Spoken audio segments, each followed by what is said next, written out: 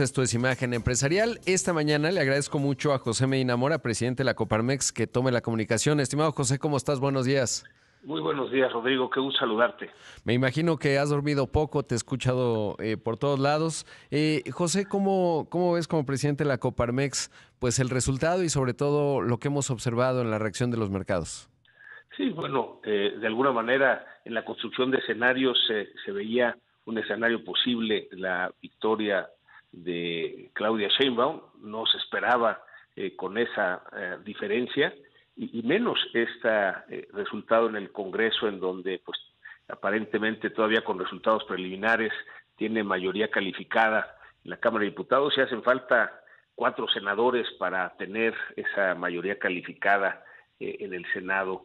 Y desde luego los contrapesos ahora son diferentes, ¿no? En el momento en que no hay contrapeso de las, digamos, de los partidos políticos de oposición, bueno, uno de los contrapesos internacional son los mercados. Y ayer se manifestaron con toda claridad ante el riesgo país que significa no tener esos contrapesos, con esta caída de la bolsa, un 6%, con la depreciación del peso. Y claro, se requiere un mensaje de confianza, de certidumbre a los mercados, porque a los mercados no les gustan las sorpresas. Entonces, en la medida en que pues el mensaje de pues quien ya se anunció que continuará en la Secretaría de Hacienda genere esa certidumbre, esa confianza, pues los mercados lo tomarán o no. Ya veremos cuál es esa respuesta. Será importante ante el mensaje que dé el secretario de Hacienda, pues también los mercados vigilarán que efectivamente se haga lo que dice que va a hacer, ¿no? Y sí es importante el que se dé ese mensaje, el que no haya sorpresas para que pues pueda entonces tener esa estabilidad nuestros mercados. Por supuesto. Ahora, ¿cuáles son los desafíos que observas en la próxima administración? Particularmente que además ustedes en la Coparmex de manera consistente han ido señalando lo que se tiene que señalar, por supuesto, y por otro lado también, digamos, mencionando las oportunidades, lo que se hace bien, lo que se hace mal. ¿Cuáles ves en la parte de los desafíos? Sí, bueno, en primera instancia hemos enviado una felicitación a la doctora Claudia Sheinbaum por ser pues ya la virtual presidenta electa. Afortunadamente tenemos diálogo directo con ella, pero también con su equipo. Hemos recibido en las distintas comisiones de Coparmex a su equipo cercano en la Comisión de Energía, en la de Educación, en la de Salud, en Competitividad. Hemos dialogado con Juan Ramón de la Fuente, coordinador de las mesas de trabajo, de tal manera que hemos puesto sobre la mesa lo que consideramos que deben ser las prioridades de la próxima presidencia y claro, también hemos escuchado cuáles son sus planes. Y en el análisis que hemos hecho, Rodrigo, hay 6 prioridades que debe atender la próxima presidencia. Primero tiene que ser recuperar la seguridad, justicia y paz. Lo primero que se tiene que arreglar para que lo demás funcione, pero también recuperar la educación de calidad, recuperar salud para todos, que quizá es dentro de las mediciones que hace Coneval en la pobreza multidimensional, en donde más ha caído la pobreza es precisamente en salud, pero también el desafío de la transición a energías limpias, este compromiso de lograr que el 35% de la energía que produzcamos sea energía limpia para el 2030 y que vamos muy rezagados. Por otro lado, el respeto al Estado de Derecho, el fortalecimiento de las instituciones, que es algo que se requiere para que avance el país. Y finalmente, en la parte económica, hay que atender la informalidad. 56% de la economía está en la informalidad.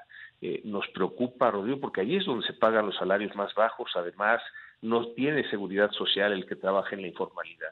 Y por el lado de las oportunidades, sin duda, es un tema que tú dominas.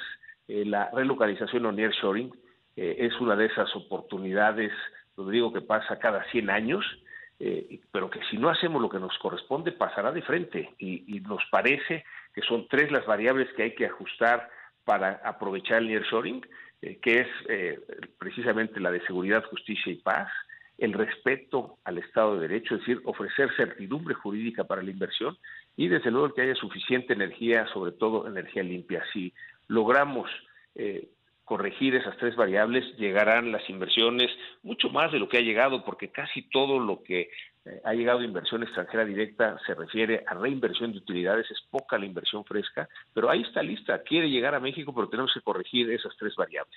Claro, y además es interesante, digamos, entendiendo, bueno, pues no necesariamente hay contrapesos, están a 4 senadores, como ya lo decías, José, en términos de lograr esta mayoría calificada en el Senado y las reformas constitucionales, pero lo cierto es que el mandato que dan los mexicanos es muy claro y entonces los pretextos después de un segundo mandato, digamos, de Morena, pues se acaban y eso pues te da la retroalimentación del mercado, ¿no? Que finalmente lo que hemos observado en estas últimas 24 horas es muy de corto plazo, pero también tienes todo para hacer lo que se necesita hacer, ¿no? Y eso desde un punto de vista puede ser positivo. Sí, desde luego el mandato el día 2 de junio es muy claro de una continuidad de Morena en el poder, en esta transformación. Sin embargo, los contrapesos, por un lado internacionales, ya vimos los mercados, su reacción el día de ayer. Por otro lado, también los tratados de libre comercio, Rodrigo, especialmente el TEMEC. Hemos comprometido a ciertas condiciones que tenemos que respetar y eso también se convierte en un contrapeso, pero finalmente los contrapesos internos ahora tocarán, además del Senado, pues a la sociedad, a la ciudadanía. Tenemos que levantar la voz en aquellos temas en que veamos que esas propuestas a las reformas constitucionales no llevan al desarrollo del país. Sabemos de las 18 reformas constitucionales que presentó el presidente el 5 de febrero y que, bueno, tendrá un mes con ese Congreso con mayoría calificada para cambiar la Constitución. Se requiere diálogo y en la medida en que, a pesar de tener esa mayoría, se abre el diálogo, se escucha a la oposición, se escucha a la ciudadanía, nos parece que esto puede enriquecer las propuestas y no nada más ser como esa mayoría apabullante que simplemente apruebe sin diálogo. Eso no necesariamente llevará al país a ese desarrollo que todos queremos.